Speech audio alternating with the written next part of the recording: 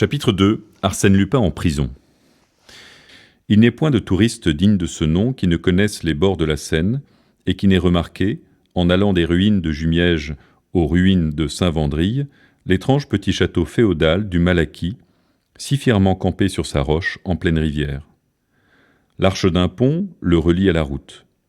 La base de ses tourelles, sombre, se confond avec le granit qui le supporte, bloc énorme détaché d'on ne sait quelle montagne et jeté là par quelque formidable convulsion. Tout autour, l'eau calme du grand fleuve joue parmi les roseaux, et les bergeronnettes tremblent sur la crête humide des cailloux. L'histoire du Malaquis est rude, comme son nom, revêche comme sa silhouette.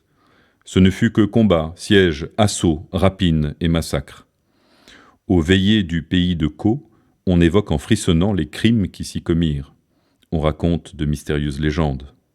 On parle du fameux souterrain qui conduisait jadis à l'abbaye de Jumièges et au manoir d'Agnès Sorel, la belle amie de Charles VII.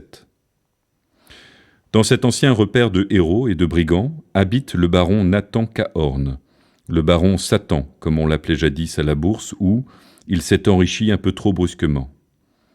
Les seigneurs du Malaquis, ruinés, ont dû lui vendre, pour un morceau de pain, la demeure de leurs ancêtres. Il y a installé ses admirables collections de meubles et de tableaux, de faïences et de bois sculptés. Il y vit seul, avec 3 vieux domestiques. Nul n'y pénètre jamais. Nul n'a jamais contemplé, dans le décor de ces salles antiques, les 3 Rubens qu'il possède, ses 2 Watteau, sa chaire de Jean Goujon, et tant d'autres merveilles arrachées à coups de billets de banque aux plus riches habitués des ventes publiques. Le baron Satan a peur. Il a peur non point pour lui, mais pour les trésors accumulés, avec une passion si tenace et la perspicacité d'un amateur que les plus madrés des marchands ne peuvent se vanter d'avoir induit en erreur. Il les aime, ces bibelots. Il les aime âprement, comme un avare, jalousement, comme un amoureux. Chaque jour, au coucher du soleil, les 4 portes bardées de fer qui commandent les 2 extrémités du pont et l'entrée de la cour d'honneur sont fermées et verrouillées. Au moindre choc, des sonneries électriques vibreraient dans le silence. Du côté de la Seine, rien à craindre, le roc s'y dresse à pic. Or, un vendredi de septembre, le facteur se présenta comme d'ordinaire à la tête de pont. Et selon la règle quotidienne, ce fut le baron qui entrebâilla le lourd battant. Il examina l'homme aussi minutieusement que s'il ne connaissait pas déjà, depuis des années, cette bonne face réjouie et ses yeux narquois de paysan, et l'homme lui dit en riant : « C'est toujours moi, monsieur le baron. Je ne suis pas autre qui aurait pris ma blouse et ma casquette ?»« Sait-on jamais ?» murmura Cahorn. Le facteur lui remit une pile de journaux. Puis il ajouta : « Et maintenant, monsieur le baron, il y a du nouveau. Du nouveau, une lettre, et recommandée encore. » Isolé, sans ami ni personne qui s'intéressât à lui, jamais le baron ne recevait de lettres. Et tout de suite, cela lui parut un événement de mauvais augure dont il y avait lieu de s'inquiéter. Quel était ce mystérieux correspondant qui venait le relancer dans sa retraite ? « Il faut signer, monsieur le baron. » Il signa en maugréant, puis prit la lettre, attendit que le facteur eût disparu au tournant de la route, et après avoir fait quelques pas de long en large, il s'appuya contre le parapet du pont et déchira l'enveloppe. Elle portait une feuille de papier quadrillée avec cet en-tête manuscrit : « Prison de la Santé, Paris. » Il regarda la signature : « Arsène Lupin. » Stupéfait, il lut : « Monsieur le baron, il y a dans la galerie qui réunit vos 2 salons un tableau de Philippe de Champaigne, d'excellente facture et qui me plaît infiniment. Vos Rubens sont aussi de mon goût, ainsi que votre plus petit Watteau. Dans le salon de droite, je note la crédence Louis XIII, les tapisseries de Beauvais, le guéridon Empire signé Jacob et le bahut Renaissance. Dans celui de gauche, toute la vitrine des bijoux et des miniatures. Pour cette fois, je me contenterai de ces objets qui seront, je crois, d'un écoulement facile. Je vous prie donc de les faire emballer convenablement et de les expédier à mon nom, port payé, en gare des Batignolles avant 8 jours. Faute de quoi, je ferai procéder moi-même à leur déménagement dans la nuit du mercredi 27 au jeudi 28 septembre. et, comme de juste, je ne me contenterai pas des objets sus-indiqués. Veuillez excuser le petit dérangement que je vous cause et accepter l'expression de mes sentiments de respectueuse considération. Arsène Lupin. PS. Surtout, ne pas m'envoyer le plus grand des watteaux. Quoique vous l'ayez payé 30 000 francs à l'hôtel des ventes, ce n'est qu'une copie, l'original ayant été brûlé sous le directoire par Barras, un soir d'orgie. Consultez les mémoires inédits de Garat. Je ne tiens pas non plus à la châtelaine Louis XV, dont l'authenticité me semble douteuse. Cette lettre bouleversa le baron Cahorn. Signée de tout autre, elle l'eût considérablement alarmé, mais signée d'Arsène Lupin. Lecteur assidu des journaux, au courant de tout ce qui se passait dans le monde en fait de vols et de crimes, il n'ignorait rien des exploits de l'infernal cambrioleur. Certes, il savait que Lupin, arrêté en Amérique par son ennemi Ganimard, était bel et bien incarcéré, que l'on instruisait son procès, avec quelle peine, mais il savait aussi que l'on pouvait s'attendre à tout de sa part. D'ailleurs, cette connaissance exacte du château, de la disposition des tableaux et des meubles, était un indice des plus redoutables. Qui l'avait renseigné sur des choses que nul n'avait vues?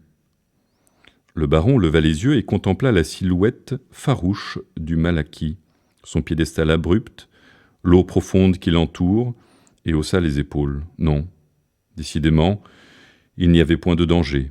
Personne au monde ne pouvait pénétrer jusqu'au sanctuaire inviolable de ses collections. Personne, soit, mais Arsène Lupin. Pour Arsène Lupin, est-ce qu'il existe des portes, des ponts-levis, des murailles?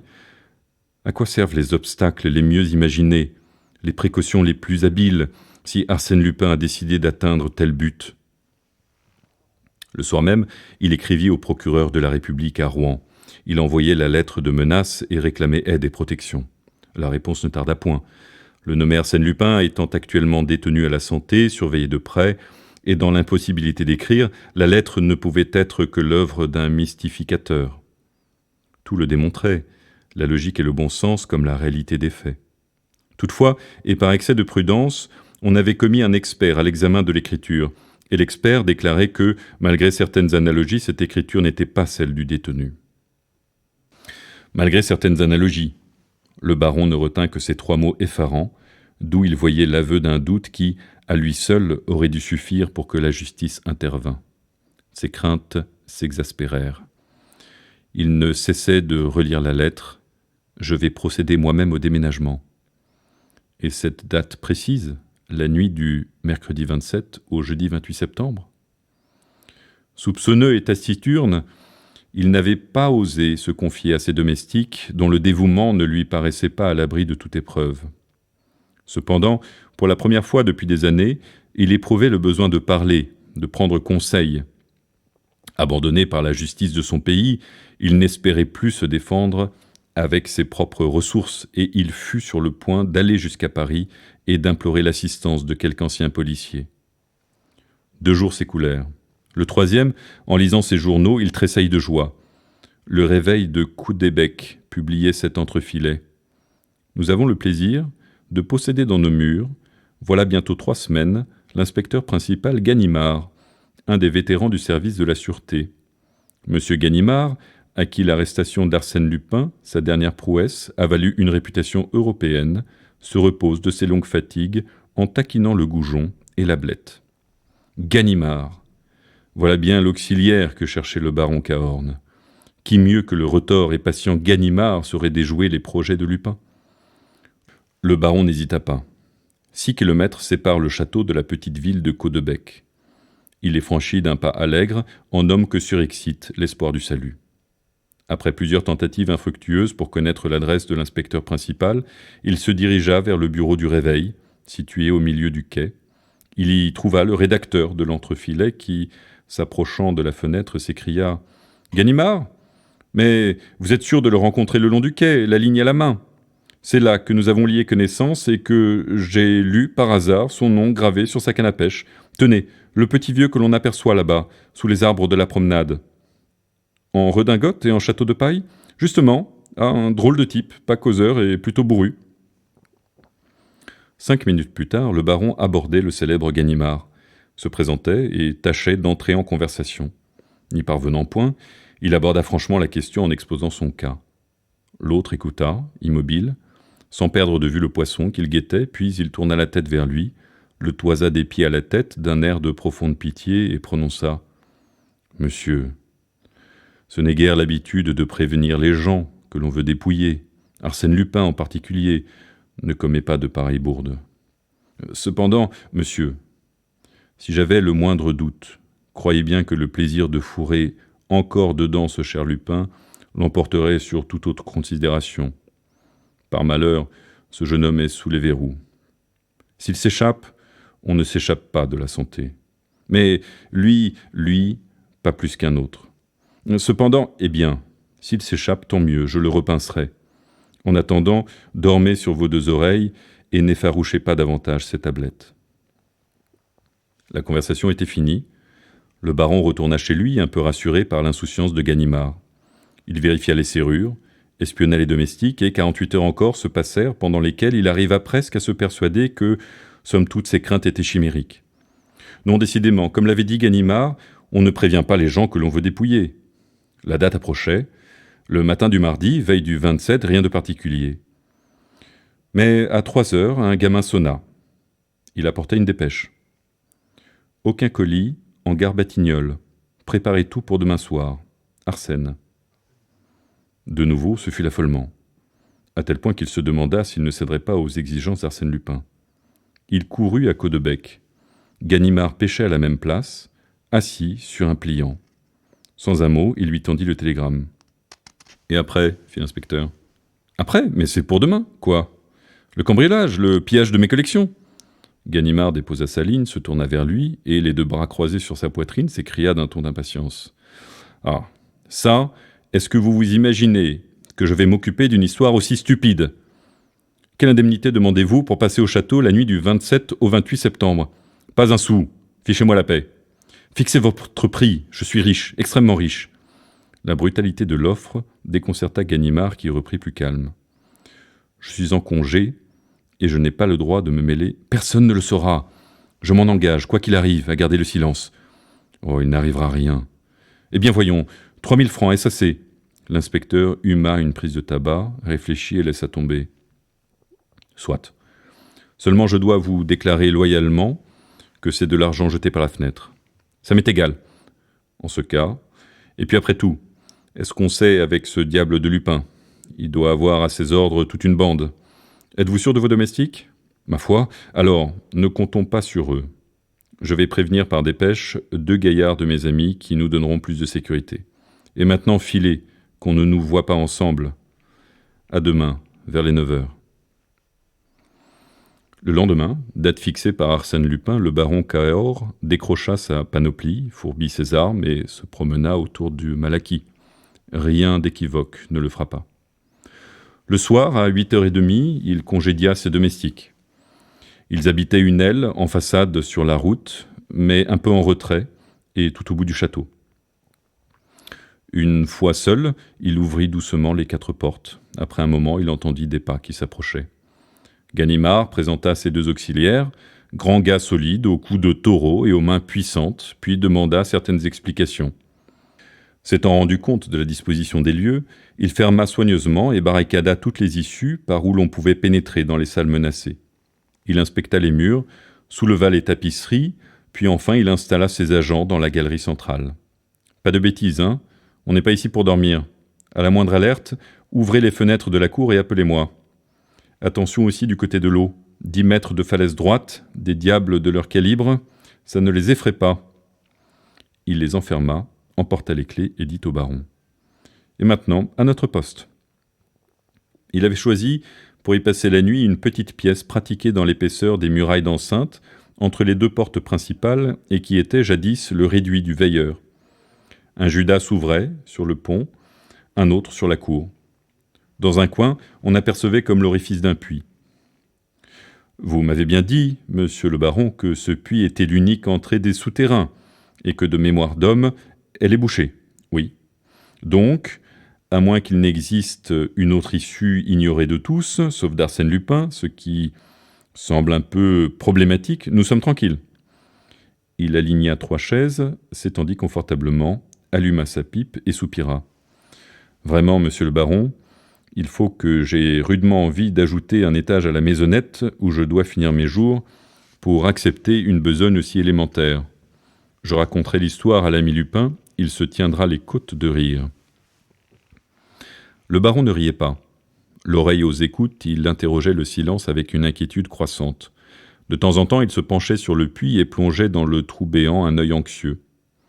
11 heures, minuit, 1 heure sonnèrent.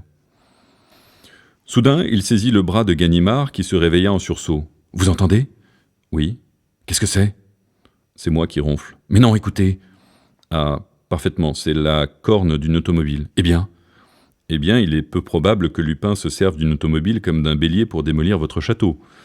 Aussi, monsieur le baron, à votre place je dormirai, comme je vais avoir l'honneur de le faire à nouveau. Bonsoir. » Ce fut la seule alerte.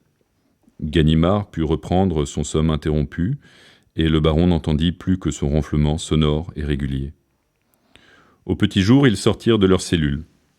Une grande paix sereine, la paix du matin, au bord de l'eau fraîche, enveloppait le château. Cahorn, radieux de joie. Ganimard, toujours paisible. Ils montèrent l'escalier, aucun bruit, rien de suspect. « Que vous ai-je dit, monsieur le baron ? Au fond, je n'aurais pas dû accepter, je suis honteux. » Il prit les clés et entra dans la galerie. Sur 2 chaises, courbées, les bras ballants, les 2 agents dormaient. « Tonnerre de nom d'un chien !» grogna l'inspecteur. Au même instant, le baron poussait un cri. « Les tableaux ! La crédence !» Il balbutiait, suffoqué, la main tendue vers les places vides, vers les murs dénudés où pointaient les clous, où pendaient les cordes inutiles. Le watteau disparut, les rubens enlevés, les tapisseries décrochées, les vitrines vidées de leurs bijoux.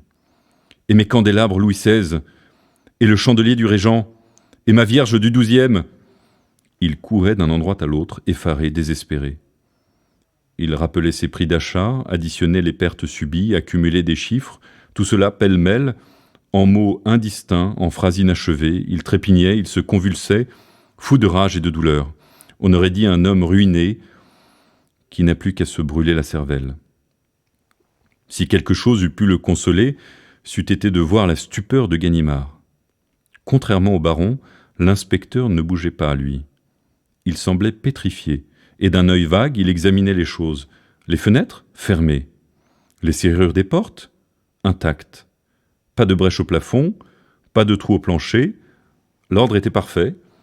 Tout cela avait dû s'effectuer méthodiquement, d'après un plan inexorable et logique. « Arsène Lupin, Arsène Lupin !» murmura-t-il effondré. Soudain, il bondit sur ses 2 agents comme si la colère enfin le secouait, et il les bouscula furieusement et les injuria. Ils ne se réveillèrent point. « Diable !» fit-il. « Est-ce que par hasard... » Il se pencha sur eux et, tour à tour, les observa avec attention. Ils dormaient, mais d'un sommeil qui n'était pas naturel. Il dit au baron. « On les a endormis. »« Mais qui ?»« Et lui, parbleu. Ou sa bande, mais dirigée par lui. C'est un coup de sa façon. La griffe y est bien. En ce cas, je suis perdu, rien à faire. Rien à faire. Mais c'est abominable, c'est monstrueux. Déposez une plainte. À quoi bon ? Dame, essayez toujours, la justice a des ressources. La justice ? Mais vous voyez bien par vous-même. Tenez, en ce moment où vous pourriez chercher un indice, découvrir quelque chose, vous ne bougez même pas. Découvrir quelque chose avec Arsène Lupin ? Mais, mon cher monsieur, Arsène Lupin ne laisse jamais rien derrière lui. Il n'y a pas de hasard avec Arsène Lupin. J'en suis à me demander si ce n'est pas volontairement qu'il s'est fait arrêter par moi en Amérique. Alors je dois renoncer à mes tableaux, à tout. Mais ce sont les perles de ma collection qu'il m'a dérobées. Je donnerais une fortune pour les retrouver. Si on ne peut rien contre lui, qu'il dise son prix. » Ganimard le regarda fixement. « Ça, c'est une parole sensée. Vous ne la retirez pas ? » ?»« Non, non, non, mais pourquoi ? Une idée que j'ai. Quelle idée ? Nous en parlerons si l'enquête n'aboutit pas. Seulement pas un mot de moi, si vous voulez que je réussisse. » Il ajouta entre ses dents. « Et puis vrai, je n'ai pas de quoi me vanter. » Les 2 agents reprenaient peu à peu connaissance avec cet air hébété de ceux qui sortent du sommeil hypnotique. Ils ouvraient des yeux étonnés et ils cherchaient à comprendre. Quand Ganimard les interrogea, ils ne se souvenaient de rien. « Cependant, vous avez dû voir quelqu'un ?»« Non. »« Rappelez-vous ?»« Non, non. »« Et vous n'avez pas bu ?» Ils réfléchirent et l'un d'eux répondit. « Si, moi, j'ai bu un peu d'eau. »« De l'eau dans cette carafe ?»« Oui. »« Moi aussi, » déclara le second. Ganimard la sentit, la goûta. Elle n'avait aucun goût spécial, aucune odeur. « Allons, fit-il, nous perdons notre temps. Ce n'est pas en 5 minutes que l'on résout les problèmes posés par Arsène Lupin. Mais, morbleu, je jure bien que je le repincerai. Il gagne la seconde manche, à moi la belle. » Le jour même, une plainte en vol qualifié était déposée par le baron de Cahorn contre Arsène Lupin, détenu à la Santé. Cette plainte, le baron la regretta souvent quand il vit le Malaquis livré aux gendarmes, aux procureurs, aux juges d'instruction, aux journalistes, à tous les curieux qui s'insinuent partout où ils ne devraient pas être. L'affaire passionnait déjà l'opinion. Elle se produisait dans des conditions si particulières, le nom d'Arsène Lupin excitait à tel point les imaginations que les histoires les plus fantaisistes remplissaient les colonnes des journaux et trouvaient créance auprès du public. Mais la lettre initiale d'Arsène Lupin, que publia l'Écho de France, et nul ne sait jamais qui en avait communiqué le texte, cette lettre où le baron Cahorn était effrontément prévenu de ce qui le menaçait, causa une émotion considérable. Aussitôt, des explications fabuleuses furent proposées. On rappela l'existence des fameux souterrains, et le parquet influencé poussa ses recherches dans ce sens. On fouilla le château, de haut en bas, on questionna chacune des pierres, on étudia les boiseries et les cheminées, les cadres de glace et les poutres des plafonds. À la lueur des torches, on examina les caves immenses où les seigneurs du Malaquis entassaient jadis leurs munitions et leurs provisions. On sonda les entrailles du rocher. Ce fut vainement. On ne découvrit pas le moindre vestige de souterrain. Il n'existait point de passage secret. Soit, répondait-on de tous côtés, mais des meubles et des tableaux ne s'évanouissent pas comme des fantômes. Cela s'en va par des portes ou par des fenêtres, et les gens qui s'en emparent s'introduisent et s'en vont également par des portes et des fenêtres. Quels sont ces gens? Comment se sont-ils introduits et comment s'en sont-ils allés? Le parquet de Rouen, convaincu de son impuissance, sollicita les secours d'agents parisiens. Monsieur Dudouis, le chef de la sûreté, envoya ses meilleurs limiers de la brigade de fer. Lui-même fit un séjour de 48 heures au Malaquis. Il ne réussit pas davantage. C'est alors qu'il manda l'inspecteur principal Ganimard, dont il avait eu si souvent l'occasion d'apprécier les services. Ganimard écouta silencieusement les instructions de son supérieur, puis, hochant la tête, il prononça « Je crois que l'on fait fausse route en s'obstinant à fouiller le château. La solution est ailleurs. » « Et où donc ? » ?»« Auprès d'Arsène Lupin. »« Auprès d'Arsène Lupin. Supposer cela, c'est admettre son intervention. »« Je l'admets. Bien plus, je la considère comme certaine. » Voyons, Ganimard, c'est absurde. Arsène Lupin est en prison. Arsène Lupin est en prison, soit. Il est surveillé, je vous l'accorde. Mais il aurait les fers aux pieds, des cordes aux poignets et un bâillon sur la bouche que je ne changerai pas d'avis. Et pourquoi cette obstination ?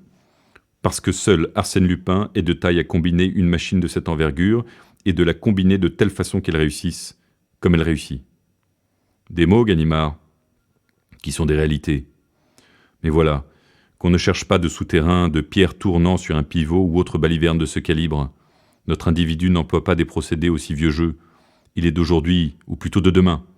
Et vous concluez ? Je conclus en vous demandant nettement l'autorisation de passer 1 heure avec lui. Dans sa cellule. Oui, au retour d'Amérique, nous avons entretenu pendant la traversée d'excellents rapports, et j'ose dire qu'il a quelques sympathies pour celui qui a su l'arrêter. S'il peut me renseigner sans se compromettre, il n'hésitera pas à m'éviter un voyage inutile. Il était un peu plus de midi lorsque Ganimard fut introduit dans la cellule d'Arsène Lupin. Celui-ci, étendu sur son lit, leva la tête et poussa un cri de joie. « Ah ça! C'est une vraie surprise, ce cher Ganimard ici, lui-même. Je désirais bien des choses dans la retraite que j'ai choisie, mais aucune plus passionnément que de vous y recevoir. Trop aimable. Mais non, je professe pour vous la plus vive estime, j'en suis fier. Je l'ai toujours prétendu. Ganimard est notre meilleur détective. Il vaut presque... Vous voyez comme je suis franc. Il vaut presque Sherlock Holmes. Mais en vérité, je suis désolé de n'avoir à vous offrir que cet escabeau. Et pas un rafraîchissement. Pas un verre de bière, excusez-moi, je suis là de passage. » Ganimard s'assit en souriant, et le prisonnier reprit, heureux de parler. « Mon Dieu, que je suis content de reposer mes yeux sur la figure d'un honnête homme. J'en ai assez de toutes ces faces d'espions et de mouchards qui passent 10 fois par jour la revue de mes poches et de ma modeste cellule pour m'assurer que je ne prépare pas une évasion. Fichtre, ce que le gouvernement tient à moi. Il a raison. Mais non, je serais si heureux qu'on me laissât vivre dans mon petit coin, avec les rentes des autres, n'est-ce pas? Ce serait si simple. Mais je bavarde, je dis des bêtises et... Vous êtes peut-être pressé. Allons au fait, Ganimard. Qu'est-ce qui me vaut l'honneur d'une visite? L'affaire Cahorn, déclara Ganimard sans détour. Halte là, une seconde. C'est que j'en ai tant d'affaires que je trouve d'abord dans mon cerveau le dossier de l'affaire Cahorn. Ah voilà, j'y suis. Affaire Cahorn, château du Malaquis, Seine inférieure, 2 Rubens, un Watteau et quelques menus objets. Menus? Oh, ma foi, tout cela est de médiocre importance, il y a mieux. Mais il suffit que l'affaire vous intéresse. Parlez donc, Ganimard. Dois-je vous expliquer où nous en sommes dans l'instruction? Inutile. J'ai lu les journaux de ce matin. Je me permettrai même de vous dire que vous n'avancez pas assez vite. C'est précisément la raison pour laquelle je m'adresse à votre obligeance. Entièrement à vos ordres. Tout d'abord ceci. L'affaire a bien été conduite par vous. Depuis A jusqu'à Z. La lettre d'avis, le télégramme, sont de votre serviteur. Je dois même en avoir quelque part les récépissés. Arsène ouvrit le tiroir d'une petite table en bois blanc qui composait avec le lit et l'escabeau tout le mobilier de la cellule, y prit 2 chiffons de papier et les tendit à Ganimard. « Ah, ça, mais, s'écria celui-ci, je vous croyais gardé à vue et fouillé par un oui pour un non. Or, vous lisez les journaux, vous collectionnez les reçus de la poste. Bah, ces gens-là sont si bêtes. Ils décousent la doublure de ma veste, ils explorent les semelles de mes bottines, ils auscultent les murs de cette pièce, mais on n'aurait pas l'idée qu'Arsène Lupin soit assez niais pour choisir une cachette aussi facile. C'est bien là-dessus que j'ai compté. » Ganimard, amusé, s'exclama. « Quel drôle de garçon vous faites. Vous me déconcertez. Allons, racontez-moi l'aventure. »« Oh, comme vous y allez. Vous initiez à tous mes secrets, vous dévoilez mes petits trucs, c'est bien grave. Ai-je eu tort de compter sur votre complaisance? Non, Ganimard. Et puisque vous insistez, Arsène Lupin arpenta 2 ou 3 fois sa chambre, puis s'arrêtant. « Que pensez-vous de ma lettre, baron? Je pense que vous avez voulu vous divertir, épater un peu la galerie. » Ah, voilà, épater la galerie. Eh bien, je vous assure, Ganimard, que je vous croyais plus fort. Est-ce que je m'attarde à ces puérilités, moi, Arsène Lupin? Est-ce que j'aurais écrit cette lettre si j'avais pu dévaliser le baron sans lui écrire? Mais comprenez donc, vous et les autres, que cette lettre est le point de départ indispensable, le ressort qui a mis toute la machine en branle. Voyons, procédons par ordre et préparons ensemble, si vous le voulez, le cambriolage du Malaquis. Je vous écoute. Donc, supposons un château rigoureusement fermé, barricadé, comme l'était celui du baron Cahorn. Vais-je abandonner la partie et renoncer à des trésors que je convoite, sous prétexte que le château qui les contient est inaccessible? Évidemment non. Vais-je tenter l'assaut, comme autrefois, à la tête d'une troupe d'aventuriers? Enfantin. Vais-je m'y introduire sournoisement? Impossible. Reste un autre moyen, l'unique à mon avis, c'est de me faire inviter par le propriétaire du dit château. Le moyen est original. Eh bien facile. Supposons qu'un jour, le dit propriétaire reçoive une lettre l'avertissant de ce que trame contre lui un nommé Arsène Lupin, cambrioleur réputé. Que fera-t-il? Il enverra la lettre au procureur, qui se moquera de lui, puisque le dit Lupin est actuellement sous les verrous. Donc affolement du bonhomme, lequel est tout prêt à demander secours au premier venu, n'est-il pas vrai? Cela est hors de doute. Et s'il lui arrive de lire dans une feuille de chou qu'un policier célèbre est en villégiature dans la localité voisine, il ira s'adresser à ce policier. Vous l'avez dit. Mais d'autre part, admettons qu'en prévision de cette démarche inévitable, Arsène Lupin ait prié l'un de ses amis les plus habiles de s'installer à Caudebec, d'entrer en relation avec un rédacteur du Réveil, journal auquel est abonné le baron, de laisser entendre qu'il est un tel, le policier célèbre, qu'adviendra-t-il? Que le rédacteur annoncera dans le Réveil la présence à Caudebec du dit policier. Parfait. Et de 2 choses l'une, ou bien le poisson, je veux dire Cahorn, ne mord pas à l'hameçon, et alors rien ne se passe, ou bien, et c'est l'hypothèse la plus vraisemblable, il accourt, tout frétillant, et voilà donc mon Cahorn implorant contre moi l'assistance de l'un de mes amis. De plus en plus original. Bien entendu, le pseudo-policier refuse d'abord son concours, là-dessus dépêche d'Arsène Lupin, épouvante du baron qui supplie de nouveau mon ami, et lui offre temps pour veiller à son salut. Le dit ami accepte, amène 2 gaillards de notre bande qui, la nuit, pendant que Cahorn est gardé à vue par son protecteur, déménage par la fenêtre un certain nombre d'objets et les laisse glisser à l'aide de cordes dans une bonne petite chaloupe affrétée ad hoc. C'est simple comme Lupin.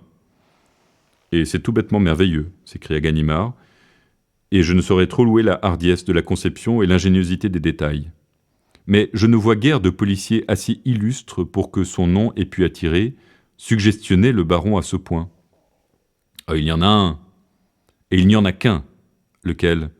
Celui du illustre, de l'ennemi personnel d'Arsène Lupin, bref, de l'inspecteur Ganimard, moi, vous-même, Ganimard. Et voilà ce qu'il y a de délicieux. Si vous allez là-bas et que le baron se décide à causer, vous finirez par découvrir que votre devoir est de vous arrêter vous-même, comme vous m'avez arrêté en Amérique. Hein ? La revanche est comique. Je fais arrêter Ganimard par Ganimard. Arsène Lupin riait de bon cœur. L'inspecteur, assez vexé, se mordait les lèvres. La plaisanterie ne lui semblait pas mériter de tels accès de joie. L'arrivée d'un gardien lui donna le loisir de se remettre. L'homme apportait le repas qu'Arsène Lupin, par faveur spéciale, faisait servir du restaurant voisin. Ayant déposé le plateau sur la table, il se retira.